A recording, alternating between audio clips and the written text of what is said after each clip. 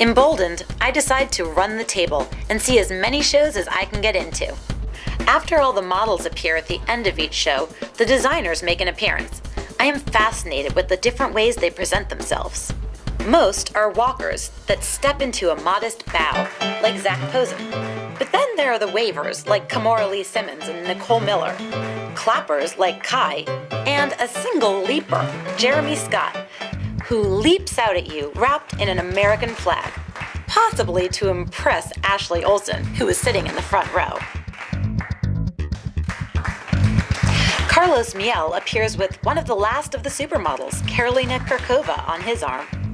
Betsy Johnson shows off her infant granddaughter, then performs her trademark cartwheel, no small feat at 60 years old, then grabs Sex and the City designer Patricia Field and does a little jig.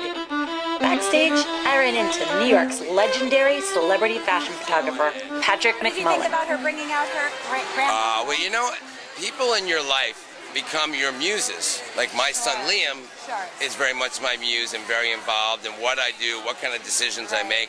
And for Betsy, it's all been inspiration from the baby and the baby clothes and the colors and, you know, and that's how you get inspired by the things that are around you. And this was a really nice collection. I enjoyed it. I mean, the girls are so pretty.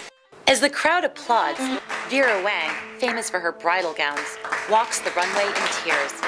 Later, we find out that her father had passed away shortly before the show.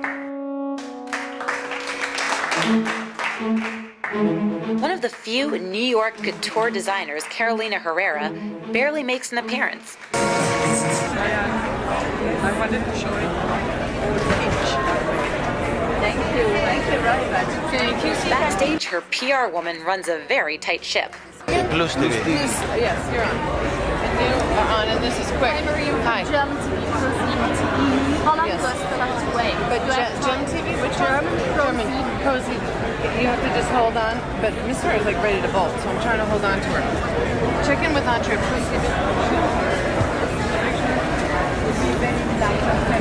I chance upon Philip Lapp, one of the many new fashion TV personalities. You can feel the whole desire to create really comes out. The workmanship, the attention to detail is just so rich. And she's not someone who's following trends, she's someone who's creating them, and it's really exuberating. I mean, I look forward to it because it takes a lot to get me up at 10 o'clock in the morning, or to be at a show at 10 in the morning when you've been at shows all weekend and dinners all weekend. And Carolina's is just always worth it, and it's always something different. It's not like anything you're going to see somewhere else. I feel like she's become this really leading force in America, and she's like this couturier, but she makes it ready to wear, which is really exciting because to be able to do that kind of workmanship and still make it affordable, there are very few people that really do that, and I think that she and Oscar de la Renta really are two of the greatest designers that even if you go to the other designers in France, if you go to London, if you go to Milan, they're not putting that workmanship, that craftsmanship that Carolina has into the garments.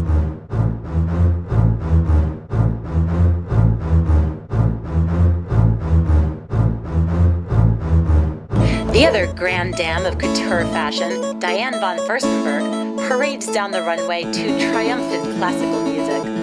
Backstage, she gives interviews in different languages and appears with the French superstar Ariel Bambasle, who unwittingly upstaged her with the photographers, but she didn't seem to mind.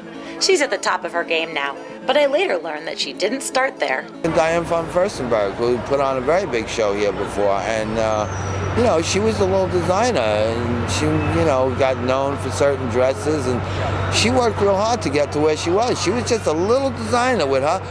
She had her clothes, the garments were in two little luggage things, and she'd go around to the trade shows, and she came from Europe and trying to figure out how to make it happen. Hello, Diane von Furstenberg on the map. So, yeah, anything can happen anyway. Most of the big fashion shows are in the tents, but there are also shows all over town in some really interesting venues. The designer Blair Delmonico shows in the cavernesque cellar of the Bryant Park Hotel.